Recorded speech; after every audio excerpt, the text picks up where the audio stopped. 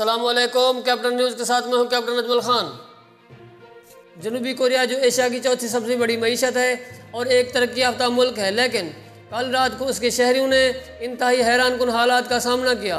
कल रात को पहले जनूबी कोरिया के सदर यून सुक योल ने अपने गैर मामूली खिताब में मुल्क में मार्शल लॉ नाफिज करने का ऐलान कर दिया और फ़ौज को मुल्क के अख्तियार सौंप दिए, मगर अवाम की मज़ाहमत और पार्लियामेंटेरियंस ने इस अमल को सिर्फ 6 घंटों बाद ही वापस करवा दिया। और अब मार्शल लॉ नाफिज करने वाले सदर यून खुद माखज़े की जद में हैं और उनकी अपनी जमात तक उनके खिलाफ खड़ी हो गई है। कल रात को जनूबी कोरिया में उस वक्त एक ड्रामाई पेशरफ्त सामने आई जब जनूबी कोरिया के दाएं बाजू से ताल्लुक़ रखने वाले सदर यून ने अचानक खिताब करते हुए अपोजिशन की सरगर्मियों को रियासत मुखालिफ करार दिया और कहा कि वह ऐसी सरगर्मियों को कुचलने के लिए मुल्क में मार्शल लॉ नाफिज कर रहे हैं। उन्होंने साथ ही अपोजिशन पर शिमाली कोरिया के हामी होने का इल्ज़ाम भी लगा दिया। सदर के इस ऐलान के बाद मुल्क में अफरा तफरी की सूरत हाल पैदा हो गई, मगर इस सारी सूरत हाल में अपोजिशन जमात और मुल्क की आवाम ने क्या किया वो इंतहाई अहम है। BBC की रिपोर्ट के मुताबिक सदर के ऐलान के बाद फ़ौज को अख्तियार सौंप दिए गए। फ़ौज और पुलिस समेत दीगर कानून नाफिज करने वाले इदारों के एहलकार जनूबी कोरिया की कौमी असम्बली की इमारत के बाहर तैनात कर दिए गए, जिसकी छत पर हेलीकॉप्टरों को उतरते हुए भी देखा गया। मकामी मीडिया ने दिखाया कि मुसल्लह फौजी एहलकार मास्क पहनकर असम्बली की इमारत में दाखिल हो गए तो असम्बली के अमले ने आग बुझाने वाले आलात की मदद से उन फौजी एहलकारों को रोकने की कोशिश की और उन्हें पीछे धकेल दिया। रात तकरीबन 11 बजे फौज ने मुजाहिरीन, पार्लियामेंटेरियंस और सियासी गिरोहों की हरकत पर पाबंदी लगा दी और मीडिया को हुकूमती कंट्रोल में लेने का हुक्म जारी कर दिया। लेकिन जनूबी कोरिया के सियासतदानों ने फौरी तौर पर सदर के ऐलान को गैर कानूनी और गैर आइनी करार दे दिया। खुद सदर की अपनी सियासी जमात कंजर्वेटिव पार्टी के सरबराह ने भी इस अमल को गलत करार दे दिया।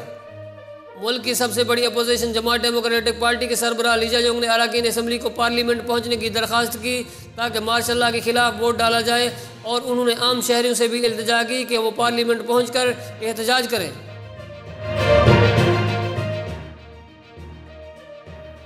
उन्होंने कहा कि टैंक, बुख्तरबंद गाड़ियों और बंदूकों से लैस फौजी मुल्क पर हुकूमत करेंगे, इसलिए मेरे हमवतनों कौमी असम्बली पहुँचो। उनके पैगाम पर हज़ारों लोग पार्लियामेंट पहुँच गए, जहाँ मुसल्लह फ़ौज पहले ही पहरा दे रही थी और मकामी मीडिया ने पार्लियामेंट के दरवाजे पर पुलिस और मुजाहिरीन के दरमियान होने वाली चंद झड़पें भी दिखाईं। ताहम फ़ौज की मौजूदगी के बावजूद तनाव तशद्दुद में नहीं बदला। अरकान असम्बली रुकावटों के बावजूद अंदर जाने में कामयाब हो गए और रात के तकरीबन 1 बजे 300 में से 190 अरकान असम्बली पहुँच चुके थे जिन्होंने मार्शल लॉ के खिलाफ वोट दिया और यूँ जनूबी कोरिया का मार्शल लॉ नाकाम हो गया और कानूनी तौर पर गैर मुअस्सिर हो गया। मार्शल लॉ के खिलाफ वोट देने वाले 190 अरकान असम्बली में से 18 अरकान खुद सदर यून की अपनी ही जमात में से थे।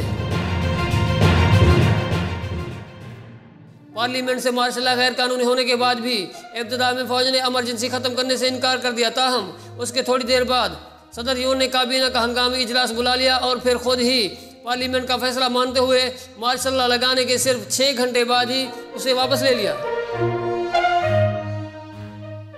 और अब पाकिस्तान के हालात का जायजा लेते हैं। हालिया धरने में नाकामी के बाद तहरीक इंसाफ में यह मसला शिद्दत अख्तियार करता जा रहा है कि नाकामी की जिम्मेदारी किस पर डाली जाए। इस्लामाबाद में दाखिल होने के बाद डी चौक जाने के बारे में बुशरा बीबी ठीक कह रही है या पार्टी की आदत ठीक कह रही है, और साथ ही एहतजाजी काफिले को बुशरा बीबी ने लीड करना था या अली अमीन गंडापुर ने।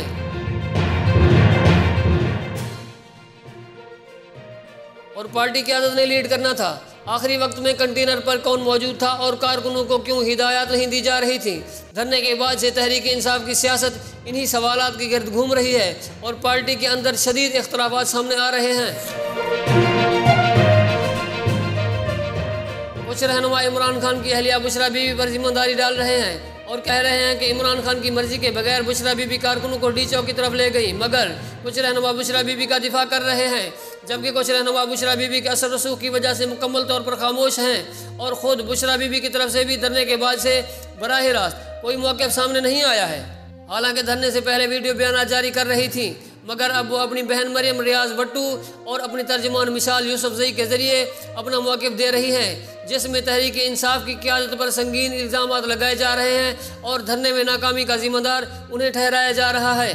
मगर इस सारे तनाज़े में सबसे अहम बात यह है कि इमरान खान पार्टी की क़यादत की बजाय बुशरा बीबी के साथ खड़े नज़र आ रहे हैं और उनके मौक़िफ़ की तायद कर रहे हैं। कल उन्होंने सहाफ़ियों से बात करते हुए कहा कि बुशरा बीबी को मैंने कहा था कि एहतजाज कैसे करना है और एहतजाज को इस्लामाबाद कैसे लेकर जाना है।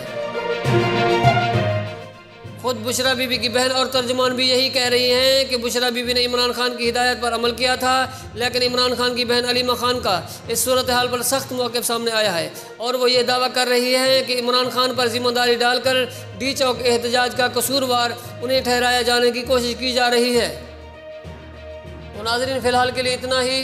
मज़ीद ख़बरों और ताज़ा तरीन सूरत हाल जानने के लिए देखते रहिए कैप्टन न्यूज़।